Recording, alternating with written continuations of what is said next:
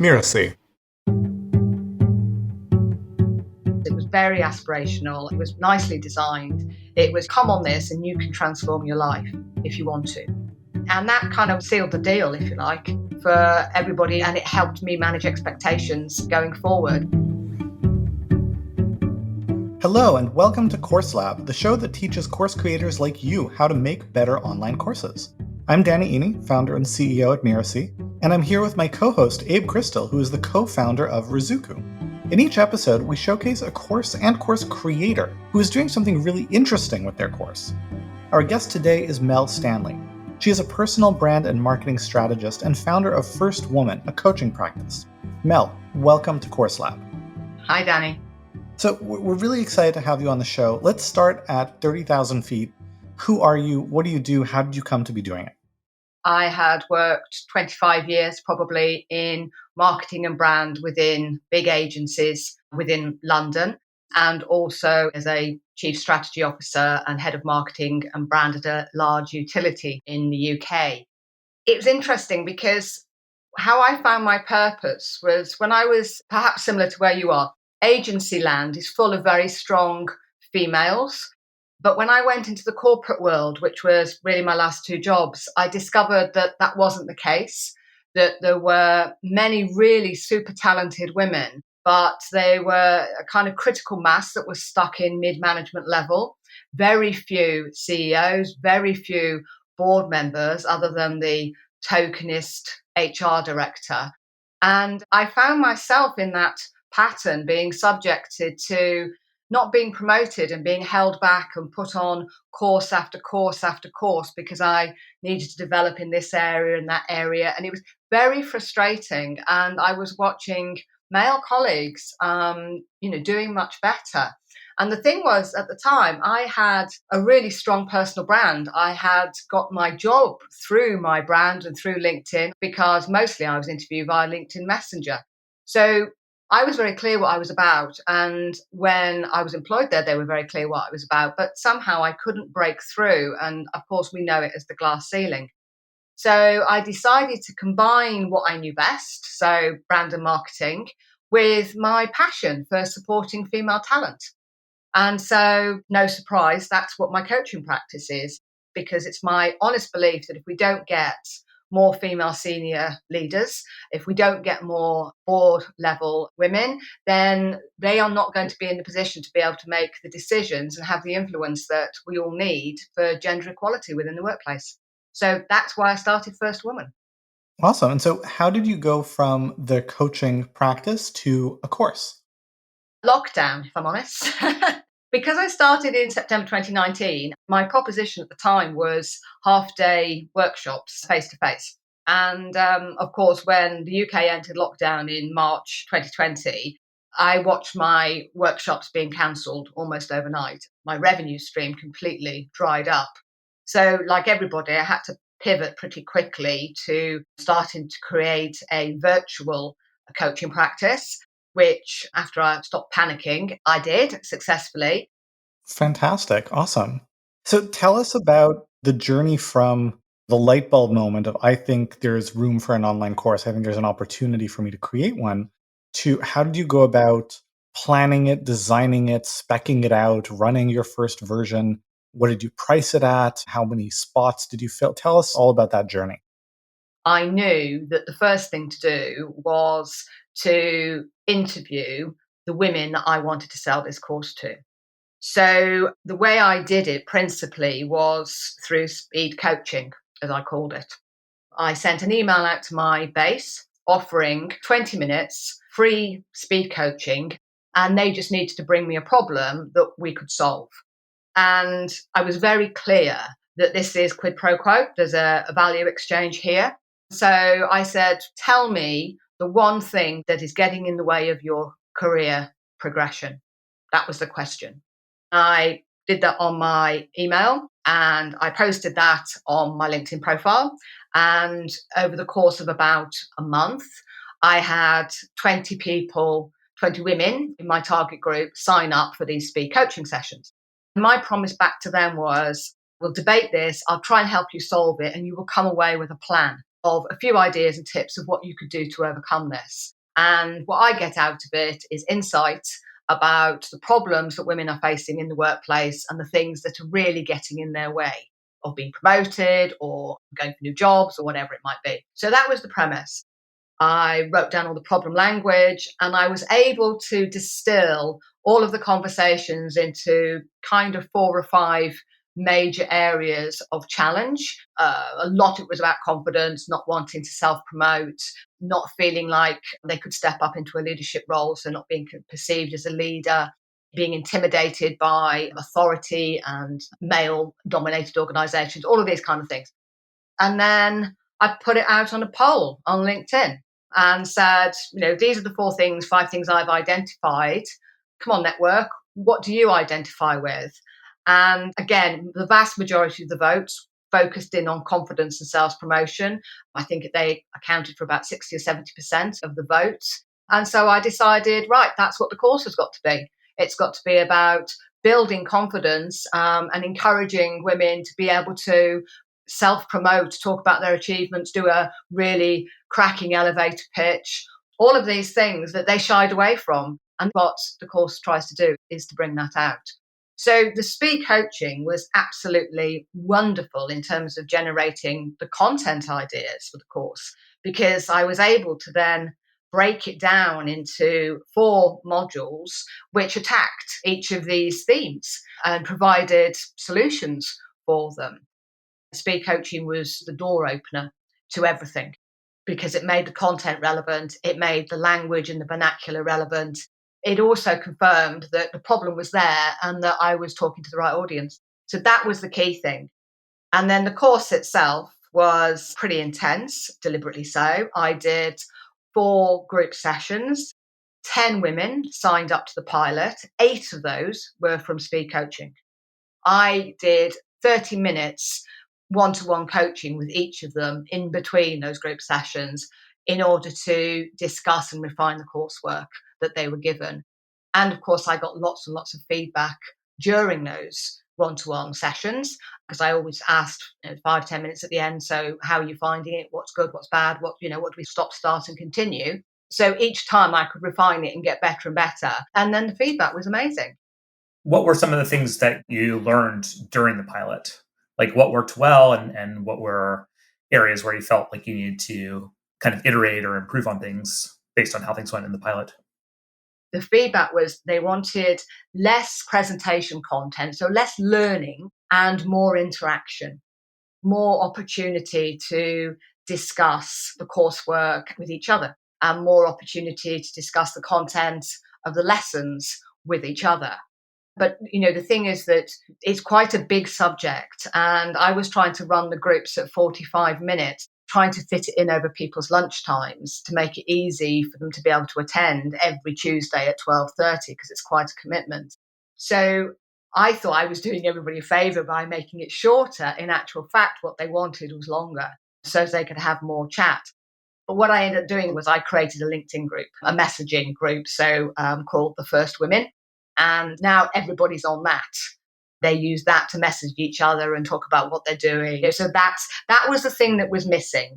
And that's the thing that I'm going to take forward into the next course, was somehow I need to find a mechanic for them to be able to interact when it wasn't really quite possible to do it over Zoom. I understand you also use kind of a playbook structure in the course that was pretty effective. Yes, that's right. So after I'd done the speed coaching, I wanted to be quite clear on what the course was about. So I had sent out the email and said, this is broadly what I'm thinking of doing. This is the plan for the content. These are the lessons. This is what we're going to attack. And then when I had it more distilled in my mind, I created just a very simple PDF, which was 4 pages with inspirational quotes in it, but also the lesson structure. So it was very aspirational. It was nicely designed. It was, come on this and you can transform your life if you want to. And that kind of was sealed the deal, if you like, for everybody. And it helped me manage expectations going forward because the lesson plans were pretty much what was in that PDF. Now, had they come back and said, well, I don't like this bit, or can we do that instead? I would have had a rethink. But again, because the speed coaching was so insightful, I kind of knew I was where I needed to go with it. because I'd listened to them. They told me what they wanted to do, in effect, through the speed coaching. So I was pushing an open door in respect to the course content. And the playbook was just as I say, the icing on the cake, really. Very cool. Danny, do you have other questions? No, I was just thinking that was great, but also very thorough and concise. Mel, you did a great job of walking us through kind of the whole story. Thank you. Awesome. So Abe, do you want to do the readout? Yeah, let's do it. Mel Stanley is a personal brand and marketing strategist and founder of First Woman, a coaching practice. You can find her at FirstWoman.rocks. That's FirstWoman.rocks. Now stick around for my favorite part of the show, where Abe and I will pull out the very best insights and practical takeaways for you to take and apply to your own course.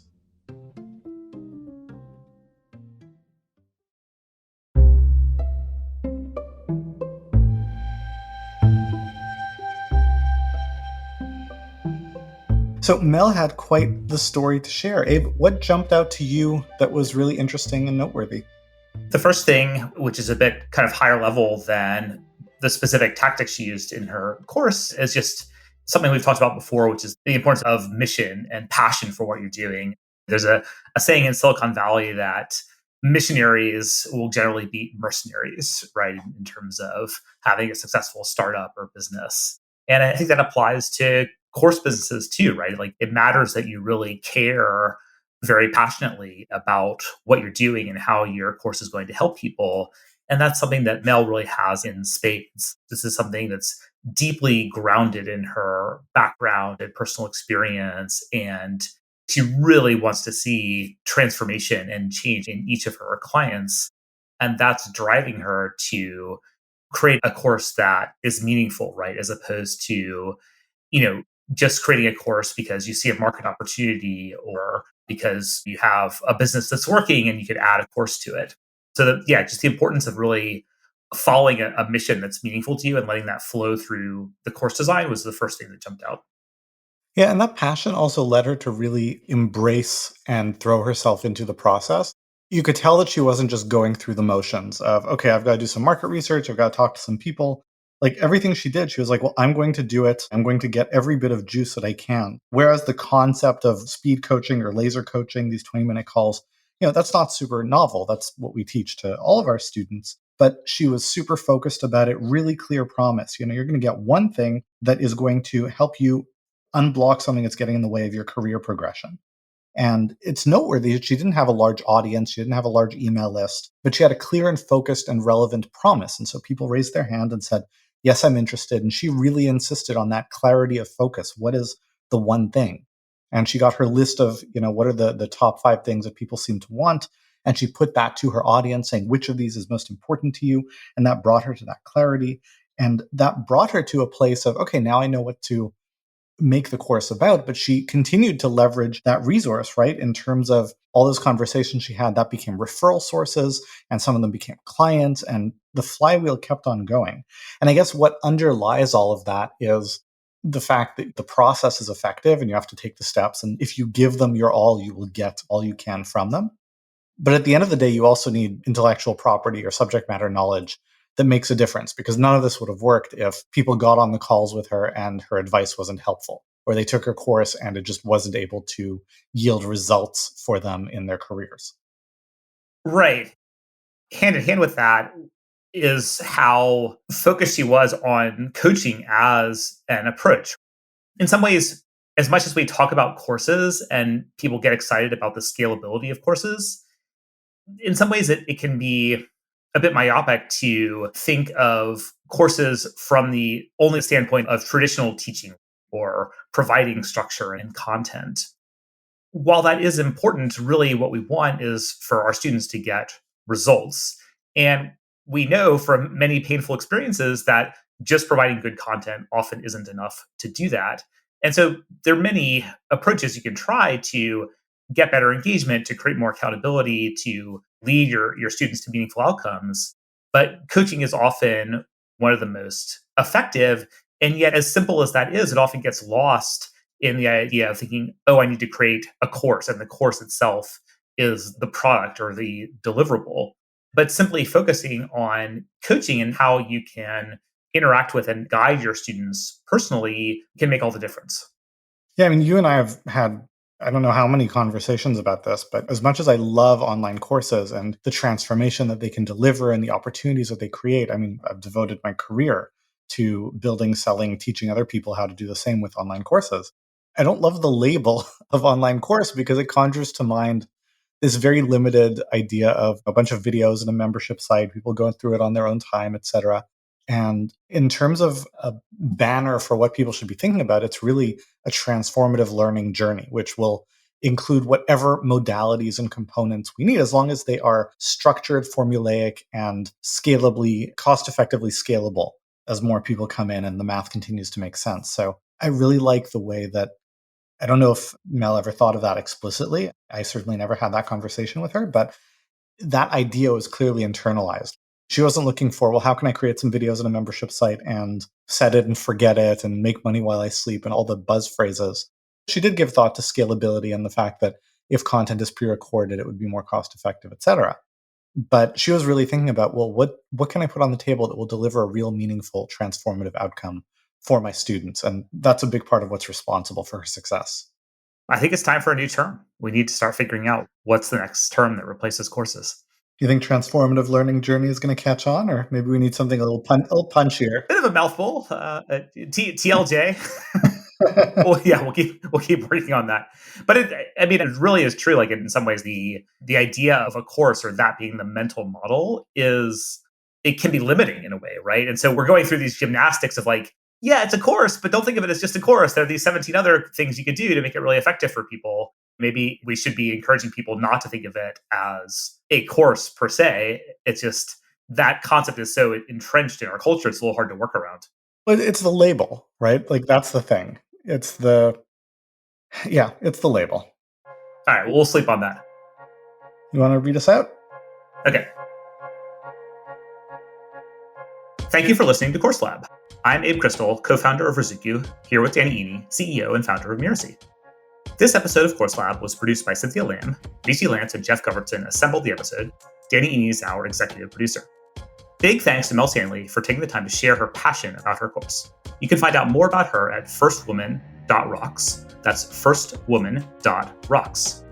Don't forget to tune in to Miracy's podcast, Making It. In each episode, a successful entrepreneur will share what making it means to them and what they have learned along the way.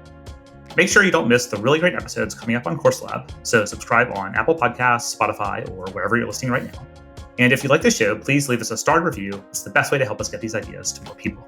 Thank you, and we'll see you next time.